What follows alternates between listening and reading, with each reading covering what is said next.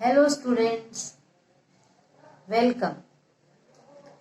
आइए अब आज मैं अगले वीडियो में लाई हूँ क्लास 12th के बिजनेस स्टडीज का नया टॉपिक। तो देखते हैं कि नया टॉपिक क्या है। तो हमारे नए टॉपिक में है हेनरी फेयोल द्वारा प्रतिपादित सिद्धांत। ये हेनरी फेयोल द्वारा प्रबंध के कुछ सिद्धांत प्रतिपादित किए गए हैं। ये हेनरी फेयोल जो हैं वो एक प्रबंध करने वाले, जीवन भर उन्होंने प्रबंध के सिद्धांतों पर कार्य किया और इनका कार्यकाल है 1841 से 1925 तक इन्होंने कार्य किया है। अब इन्होंने कुछ सिद्धांत दिए हैं। अब इनका क्या मानना है प्रबंध के लिए वो हम देखते हैं पहले, फिर सिद्धांत देखेंगे।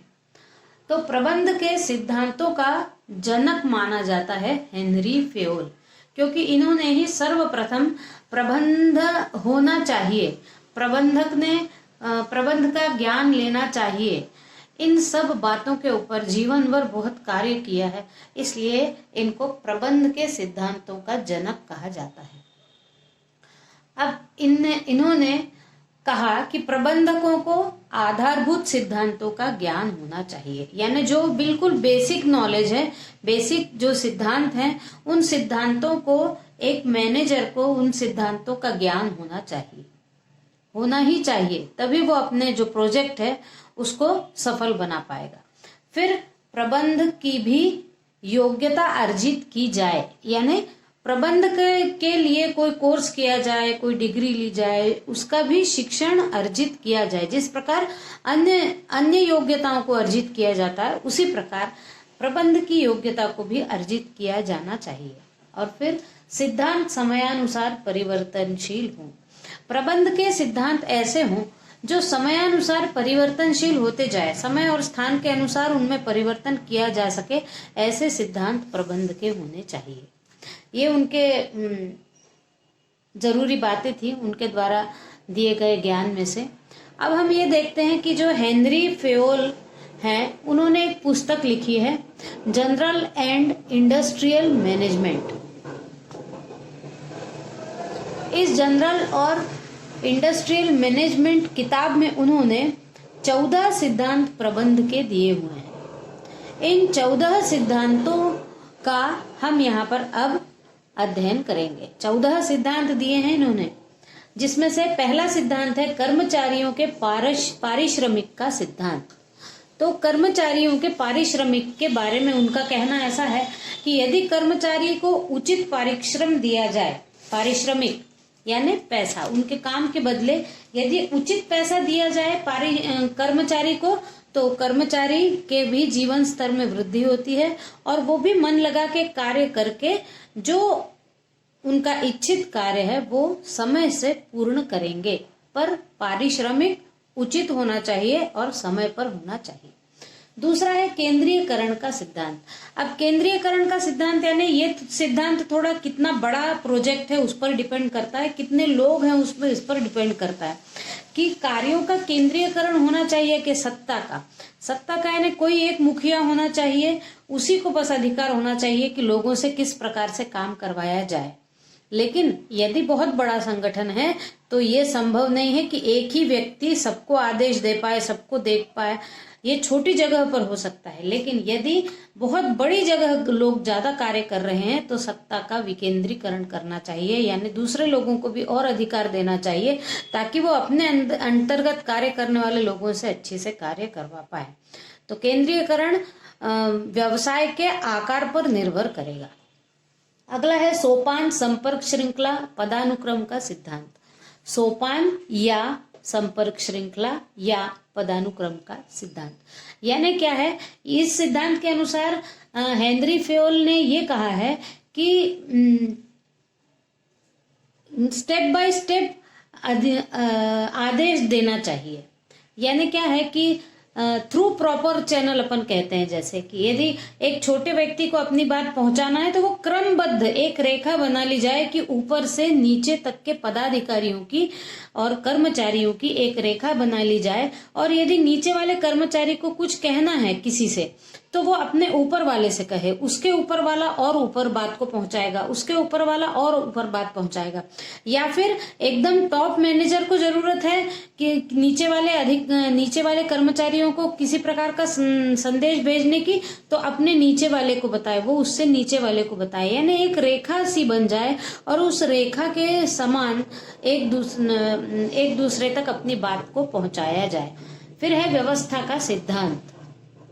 तो व्यवस्था का सिद्धांत, व्यवस्था यानी दो प्रकार से इन्होंने व्यवस्थाओं के बारे में कहा है कि एक तो व्यक्ति और दूसरा वस्तु। व्यक्ति का जो स्थान है वो उस स्थान पर रहे, और वस्तु का जो स्थान है उस स्थान पर उसको रोज रखा जाए। जिस स्थान से वस्तु उठाई उसी स्थान पर रखा जाए, और व्यक्ति का भी जो स्थान निश्चित है उसने उसी स्थान पर रहकर कार्य करना चाहिए। फिर है कर्मचारियों के कार्यकाल में स्थायित्व का सिद्धांत। कर्मचारियों का कार्यकाल स्थायी होना चाहिए। कहीं कहीं क्या होता है कि ऑफिस में कार्य करने वाले लोग हर आए 1-2 दिन बाद कार्य करने के बाद काम करना छोड़ देते हैं, फिर नया आता है, फिर काम करना छोड़ देता है। तो ये देखना आवश्यक है किसी भी प्रोजेक्ट में कि कर्मचारियों का कार्यकाल स्थायी हो, वो उस काम पर बने रहें। तो क्या होगा कि उनके कार्य करने की एफिशिएंसी बढ़ जाएगी, कम लागत में अधिक कार्य करवा लिया जाएगा। नहीं तो क्या होगा कि आए दिन यदि कोई नया आ जाएगा तो फिर से नए को फिर से सिखाओ, 2 दिन बाद वो काम सीख के और अपनी स्पीड बढ़ाता है, तब तक वो छोड़ के चले जाता है। इससे जो संस्था है उसका बहुत नुकसान होगा। इसलिए कर्मचारियों के स्थायित्व पर ध्यान देना चाहिए। फिर पहलपन का सिद्धांत। पहलपन का सिद्धांत यानी कुछ भी कार्य करने की पहल लोग करें, अपने आप से चाहें कि हम कुछ नया करना चाहते हैं, हम कुछ नया करें।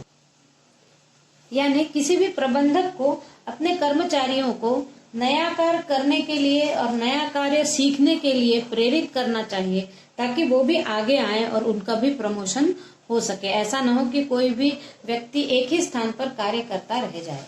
उसके बाद है कार्य विभाजन का सिद्धांत।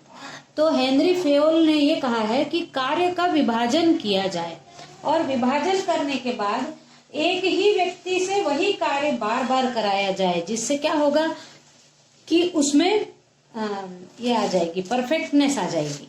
यदि वो कार्य का विभाजन करते हैं और एक कार्य एक को दिया है और फिर दूसरे दिन फिर किसी को वो कार्य दे दिया, तो व्यक्ति उसमें पारंगत नहीं हो पाएगा।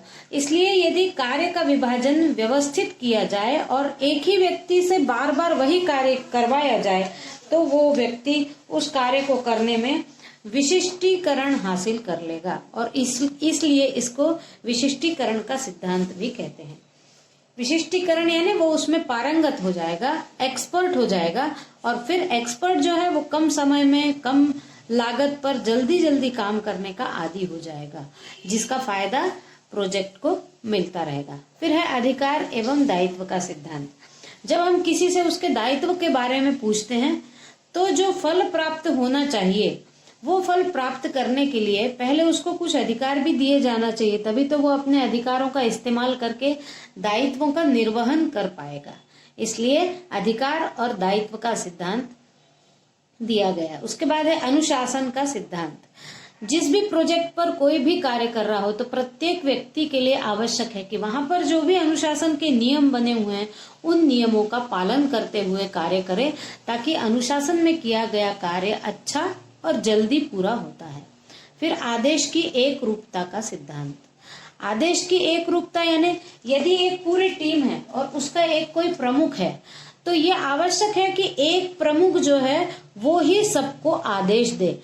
ऐसा ना हो कि वहां कार्य करने वाले जो नीचे स्तर के लोग हैं, श्रमिक हैं, उनको 4 तरफ से आदेश मिल जाए, तो अब बेचारे कंफ्यूज हो जाएंगे कि हम किसका आदेश माने। इसलिए ये आवश्यक है कि आदेश केवल एक ही व्यक्ति दे, ताकि जिनको आदेश दिया जा रहा है वो अपने एक व्यक्ति का आदेश सुनकर उस प्रकार का कार्य करे। और निर्देश में एक रूपता। यदि निर्देश भी देना है तो निर्देश भी एक रूप होना चाहिए, यानी निर्देश भी एक ने देना चाहिए और एक अलग अलग प्रकार के निर्देश नहीं देना चाहिए। एक काम के लिए एक व्यक्ति के लिए जो निर्देश हो वही उसी काम के लिए दूसरे व्यक्तियों के लिए भी वही निर्देश हो। निर्देशों में भी एक रूपता हो, एक कार्य करने के लिए एक समान निर्देश सबको मिलना चाहिए। फिर सामान्य हित के समक्ष व्यक्तिगत हित को नहीं मानना चाहिए। यदि कभी ऐसा प्रसंग आए किसी को कि समाज का हित है और कहीं अपना हित है, तो हमको अपना हित छोड़कर समाज के हित के लिए कार्य करना चाहिए। फिर है हित निर्बल रहने का सिद्धांत।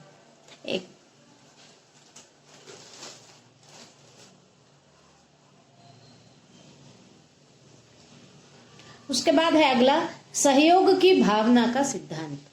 सहयोग की भावना का सिद्धांत यानी यदि सहयोग की भावना से कार्य किया जाएगा तो वो कार्य बहुत अच्छा होगा, और यदि एक दूसरे की टांग खींचते हुए, लड़ाई झगड़ा करते हुए या फिर मनमुटाव के साथ काम किया जाए तो वो काम जल्दी अच्छा और जल्दी पूरा नहीं हो सकता। इसलिए यानी हमारा काम खत्म हो गया तो चलो हम अभी समय है किसी और की भी मदद कर दें, इस प्रकार की भावना होगी तो वो व्यवसाय बहुत अच्छी से सफल रहेगा। तो आज हमने देखा कि हेनरी फेयोल के प्रबंध के क्या क्या सिद्धांत थे। इसी प्रकार मेरे चैनल को देखते रहिए, और सुश्री चैनल को यदि आपने अभी तक सब्सक्राइब नहीं किया है तो सब्सक्राइब करिए, लाइक करिए और शेयर करिए। धन्यवाद।